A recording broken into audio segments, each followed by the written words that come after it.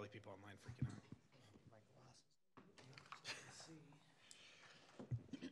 All right, we're going to go ahead and get started for our City Council meeting on Wednesday, April 18th, 2018.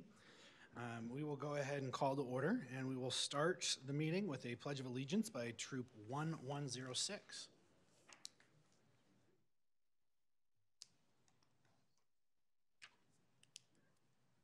Come on up front here.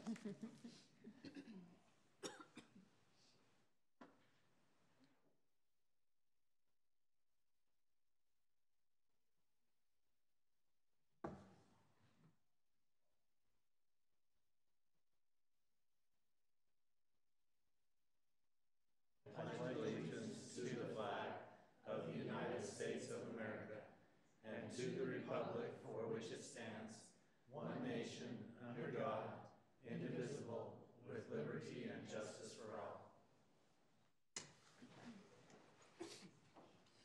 Thank you very much. We appreciate any time the youth come and participate in our meetings, so thank you very much. Next, we'll move on to item 1.2. Are there any disclosures for conflict of interest from the council tonight? None. Seeing none, we'll go ahead and move on. I do want to start out by also thanking the Scouts for joining us outside for a moment. For those that may be watching online, we were a little bit late to get started because we had the debut of our new, the new wrap on the police vehicle that was designed by one of the DARE students, one of the 5th graders, Maddie, from Black Ridge Elementary, and we debuted that today. She got to see it, her whole class got to see it, and so it's out in front of City Hall right now, and thank you for taking a moment with us to let us, you know, and what'd you guys think? It was good? Yeah? Enough lights?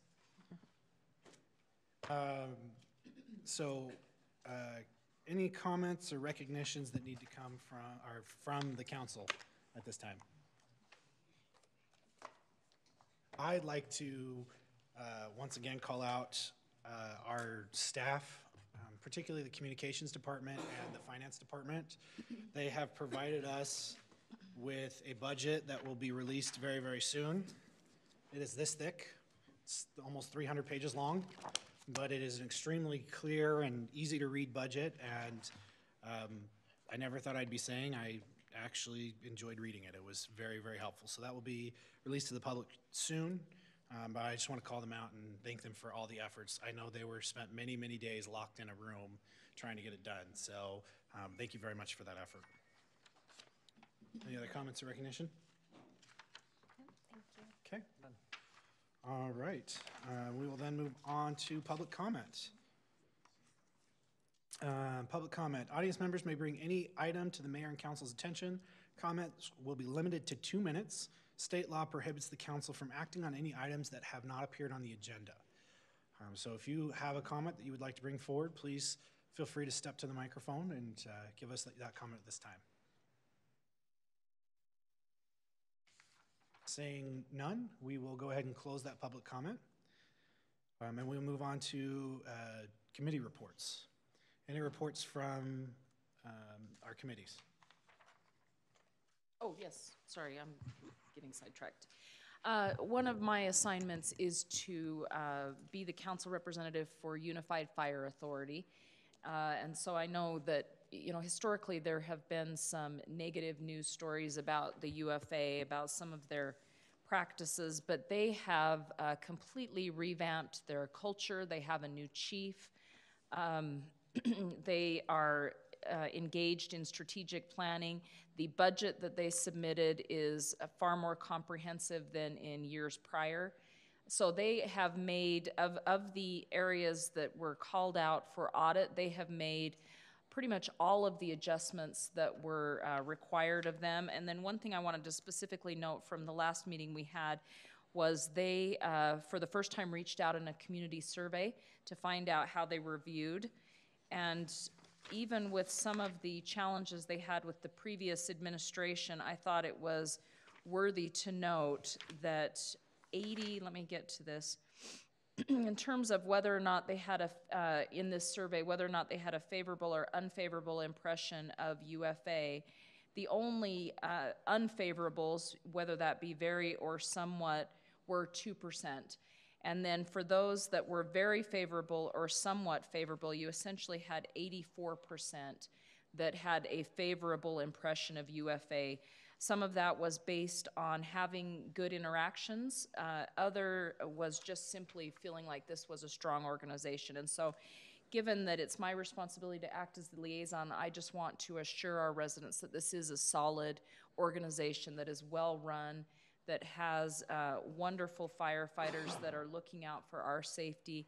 And then not only is it a good organization as we stand right now, but I have every confidence that the vision that they have for the future is even 10 times better than what we're seeing now. So it's been really enjoyable to be part of that, to see the vision, to see where they're headed, to see that they have our residents' best interests in mind. So I'm just going to leave with that comment.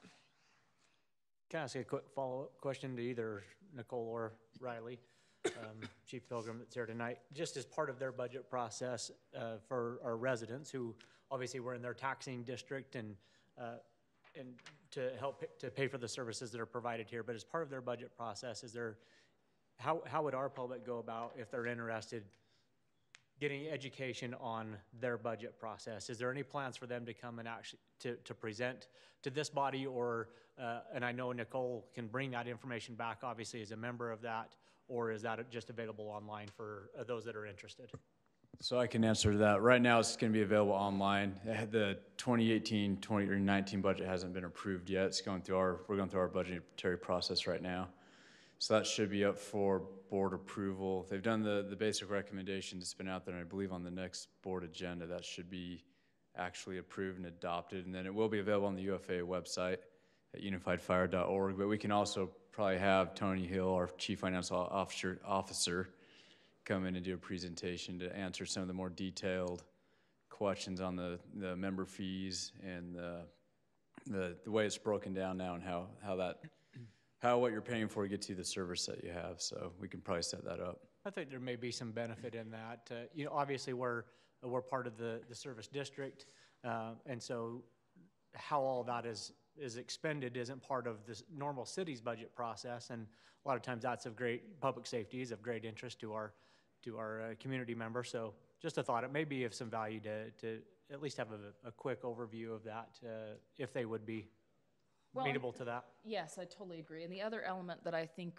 can be kind of brought to the public is nothing in that budget will be pursued unless it's fitting with your overall goals, which was a point that the chief made, is the discussion that he now has when, you know, additional revenues are asked for, is whether or not it fits within the strategic plan that they've laid out. So again, these are not frivolous expenses that they're looking.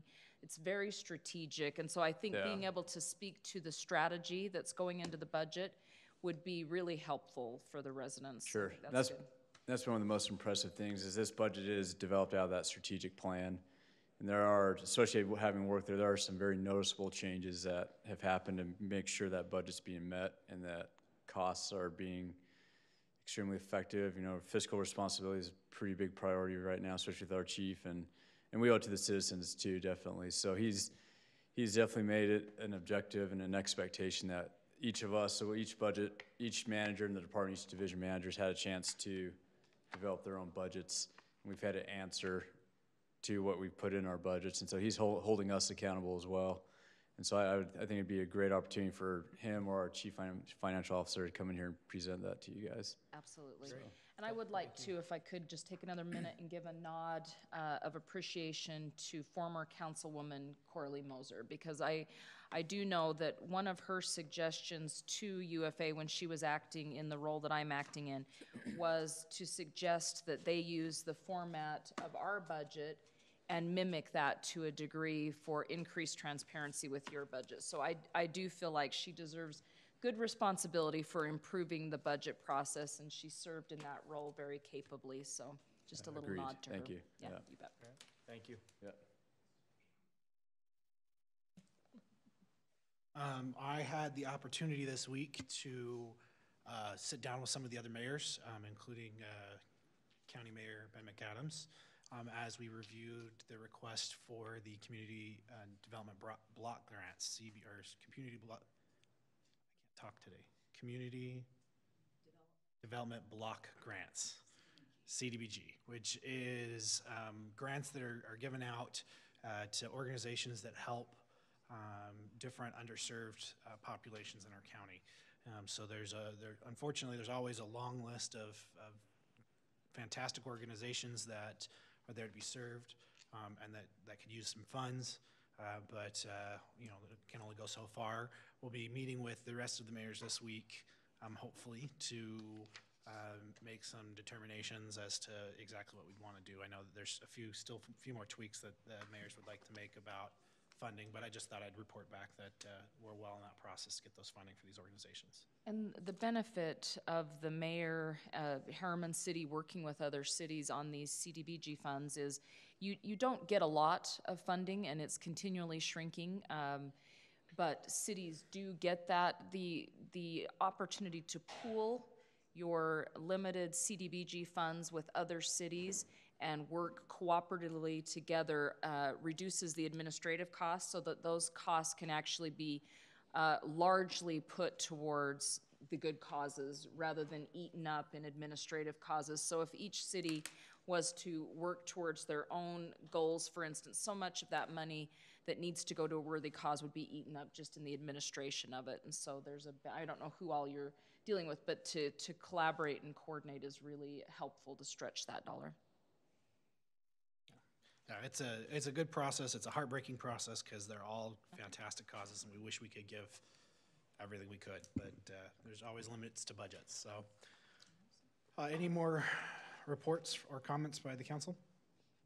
Okay, we will go ahead and move on to our public hearing item. So we will move on to item 4.1, public hearing and consideration of a resolution approving an amendment to the 2017-2018 Herriman City budget. Our Finance Director, Alan Ray. And I apologize for not getting information better on this ahead of the meeting, but a few weeks ago, the council approved the staff going ahead and putting together a contract on a piece of property for the public works yard. That has been done. We have come up with a 7-year plan on that property, a 3% interest. But there's an interest in getting that contract tied down before the budget's actually approved. This item is in the budget that we've already presented to you, but there's an interest in making sure that we tie this property up quickly. And so this budget amendment would be to authorize $1,277,000 as the initial payment to the Walker Trust for the property. Right.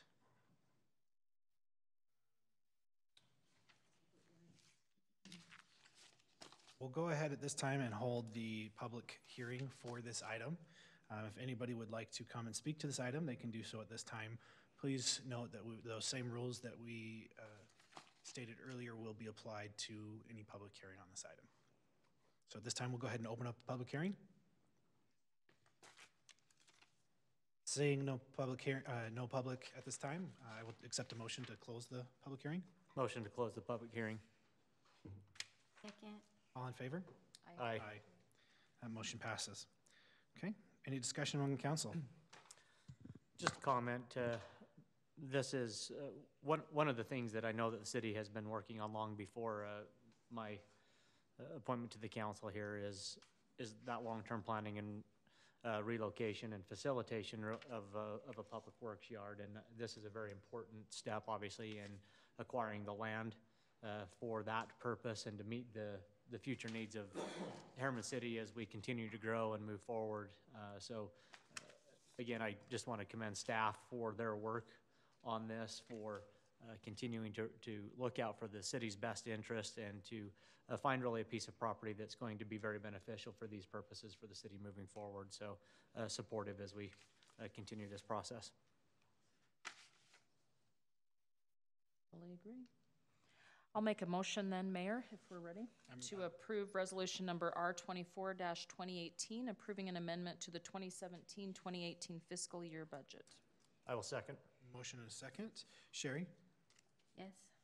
Clint? Yes. Nicole? Yes. And I will vote yes, that action passes. All right, we will move on to item 5.1, presentation of the 2018 Building Safety Month proclamation. Oh, there you are. Mayor, Council, thank you for the opportunity to come and speak to you about this presentation. May is Building Safety Month. Every year, this gives us an opportunity to talk about building safety, focus on that, and talk about the important role that the building department plays in building safety. Building codes address many of a society's most important concerns. Building codes and design decisions affect us every day. Many buildings are in place for 50 years or longer. We spend nearly 90% of our lives within these buildings. The theme of the 2018 Building Safety Month is simple and direct. Building codes save lives. Although we are often unseen guardians, Herriman City's building department staff is committed to provide safe, efficient, and livable homes, offices, any building that you may be in. Our residents can be confident that the building department, all of the other city staff involved in the process, Unified Fire Authority, and yes, builders as well, are dedicated to the mission of ensuring that buildings within our great city meet these important building safety standards. Thank you, Mayor, for signing the proclamation. We will have that on display through the month of May in the building department. We will also celebrate by having handouts that we invite the residents to come in and see. We also will have treats. So we invite you to celebrate with us through the month of May. Thank you. All right, any discussion? I just want to pass on my thanks to Catherine, and please take that to all of your staff. If you haven't noticed, we have quite a bit of new construction and building going on in our community.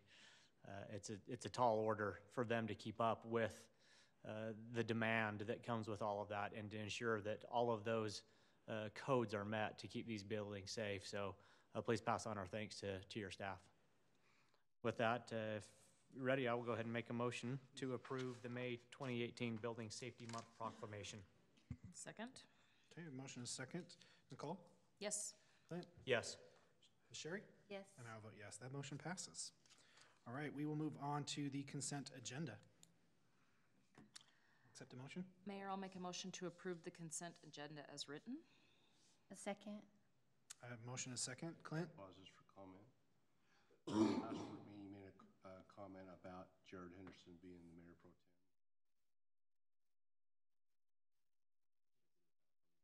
Yes. Well, of course, he's not here to defend himself, so we are all good with this. Yes, absolutely.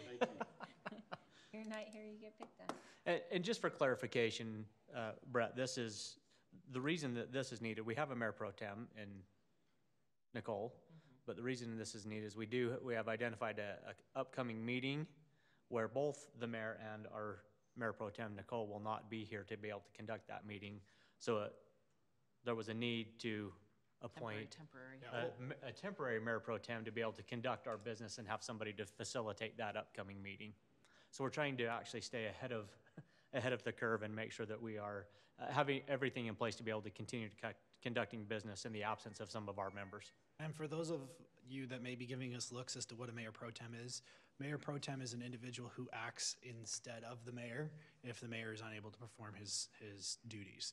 So if I, as mayor, am not able to chair a meeting, the mayor pro tem would take my place for that meeting. So that's what that is. We're just making sure we have somebody that can is in place so that we can take care of the needs of the city.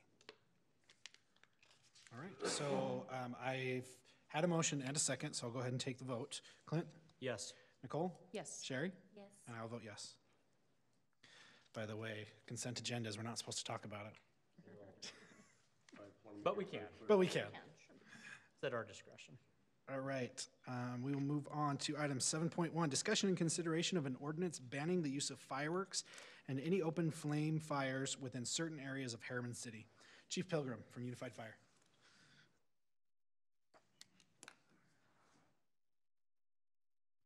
Honorable Mayor and City Council, we come to you tonight to propose our 2018 fireworks and open flame restrictions. No, it's definitely not a popular subject with a lot of people, but it's based off a lot of challenges that we faced over the last few years, particularly last summer, 2017. Kind of to preface this, not only with what happened here locally in Herriman or the southwest part of Salt Lake County, but all of Salt Lake County, Davis County, Utah County had a significant challenge dealing with the problems caused by fireworks, whether it was accidental, unlawful discharge, whichever the case may be. The call volumes that we experienced during that time frame in July, especially on the 4th of July, was extremely challenging and trying to the fire service and law enforcement as far as enforcement, controlling what was happening. For example, even here in Salt Lake Valley, our call volume literally went up like 300%. We went from having, in a given hour, 70, 80 calls in the county, upwards of like 300 or 400 calls. Sometimes several calls waiting in the queue for minutes, if not 15, 20, 30 minutes before law enforcement or fire could get to each call. Whether it was serious or not, it was extremely challenging for the amount of resources we have in the valley. So that being said, multiple fire chiefs and industry professionals got together, and during this legislative session, they worked hard to at least find some kind of medium ground where we can still allow people to celebrate 4th of July and have that time, because we definitely want them to be able to do that, but to be able to do it safely and try to reduce the risk of property damage and threat to life, which is ultimately our biggest priority. So some of the biggest changes that came about, House Bill 38, which is a fire restriction notice, where it's going around statewide, it's state legislation. Some of the biggest changes that have happened that we just want to make sure everyone's aware of is the discharge dates have been reduced. So they're still going to sell them for the same time frame, but now the dates are only July 2nd to the 5th. So they basically took a day off, front and back end, and as well as the 24th of July, so 22nd to 25th. And then New Year's Eve is still unchanged. So I believe after 8 p.m. to 1 in the morning or so is about the time frame. Also allowed us to use historical data from fires and previously restricted areas, as well as gave cities and our fire ordinance official, which we have our Fire Prevention Bureau and our battalion chief in that program, to recommend any additional changes to the map that we feel would be beneficial to the city and its citizens. Even though it's kind of hard to do that, we do as public safety professionals feel like this is what's best, in best interest of both the safety of the public and property preservation and protection out here. The only real addition we have this year is going to be the Rosecrest Park. It's located east of Mirabella. Let's see here, west of about 5600 west, and then north or south of 134 south. So it's open areas behind several homes. It's pretty challenging if something were to happen in there. It makes it difficult for us to get in there. And then we did close a small gap. If you guys look at the large restricted area to the south off of M-Line Drive, there was a little open portion there due to just graphics on the map. So we made sure that was closed so it was clear. So those would be the biggest changes that we're proposing this year on the map for 2018. I did an extensive survey of all these areas. I spent about 2 or 3 days driving through each one of these impacted communities. And even though there's a lot of development happening, and pretty soon I feel like we may be able to start reducing some of these, there's still a significant challenge where there's a lot of construction going on. There's still open space. And it's hard to delineate a restriction off of specific roads in certain neighborhoods because it's difficult to enforce. And there's pockets of open space all over. And it's the things that make Herriman awesome.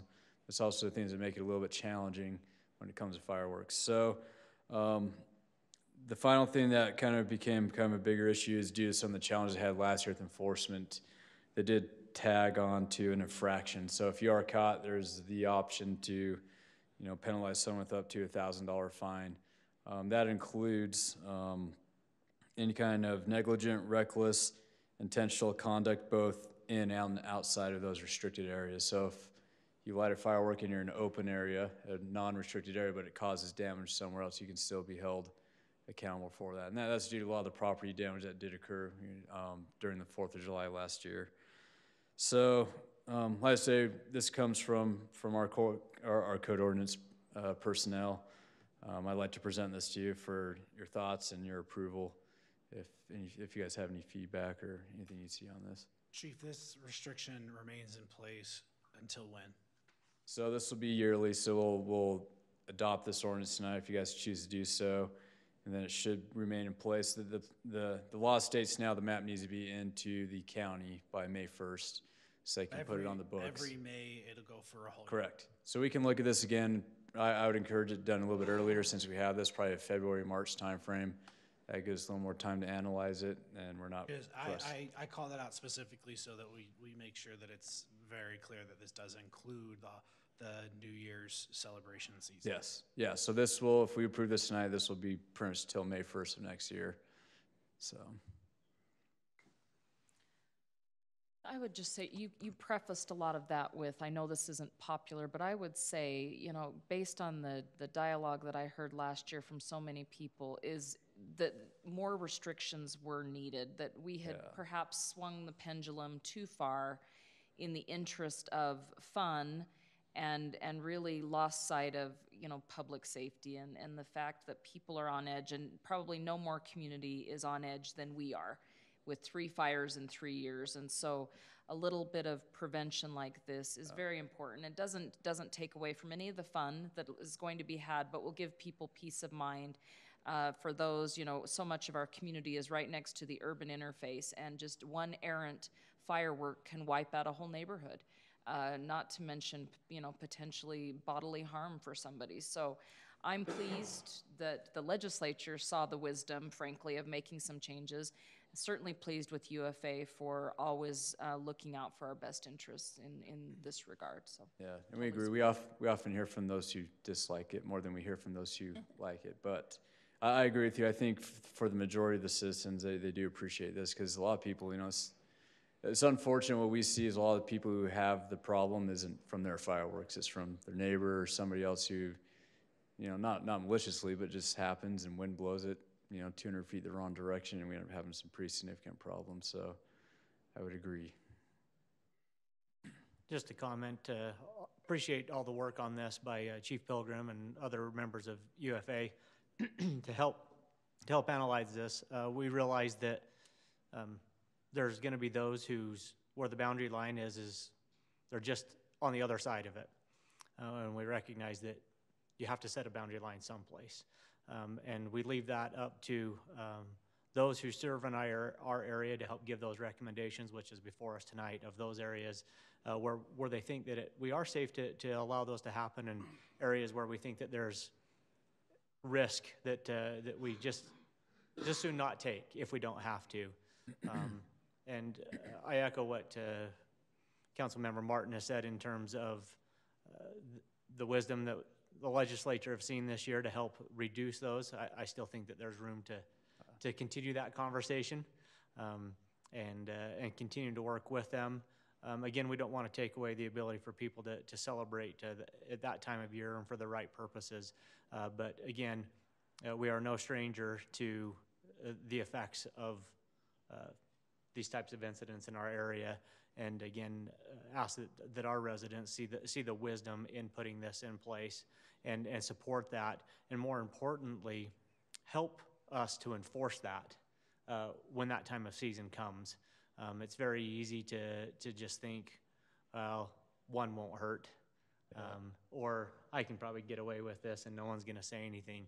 But again, the lines that you see on this map are there for a reason, because there's been identified risk, and that risk translates to risk to those that live around those areas. And so, again, we ask for the support of our residents when it comes to that time, that we truly celebrate and have a good time, but we do it safely. But thanks for your work, Chief Pilgrim. Yeah. Accept the motion. I'll make a motion once I find it. Okay, motion to approve ordinance number 2018-18, regulating, preventing, and banning the discharge of fireworks within certain areas of the city, as shown on the map. I will second. We have a motion and a second. Sherry? Yes. Clint? Yes. Nicole? Yes. And I will vote yes. That motion passes. Thank you, Awesome. Chief. Thank you. And nothing in this map would prohibit anybody from using common sense when it comes to fireworks, correct? correct? And we're gonna do our best, you know, we're gonna try to be visible. I know UPD does a great job. It's just we're spread so thin, but we'll be out educating and we'll do as much as we can on our side to make sure this. Well, having a fire that came to my property line last year that you and the other firefighters so graciously put out so quickly, I understand the importance of being careful and using that common sense. So thank you for what We you do. appreciate that, yeah. All right, so that was the end of our items. Upcoming meetings that we have, April 19th will be our next Planning Commission meeting, which is tomorrow. Our next City Council meeting, which was scheduled for April 25th, has been canceled. So that's why we had one today. Following that, the following City Council meeting will actually be May 9th. And that will start at 5 p.m. for the work session, and the general meeting starts at 7 p.m. Also want to take note of April 28th is our Community Service Day that we have coming up. There'll be an opportunity for our residents to get involved and help participate, even if it's just in a small way, to serve the community and make sure that we continue to have a fantastic place to live. With that, and if there's no other items, I will go ahead and accept a motion to adjourn this meeting and move back into work session. I'll make a motion to adjourn and move back into work session. Okay. Second. All those in favor? Aye. Aye. Thank you very much. Thank you.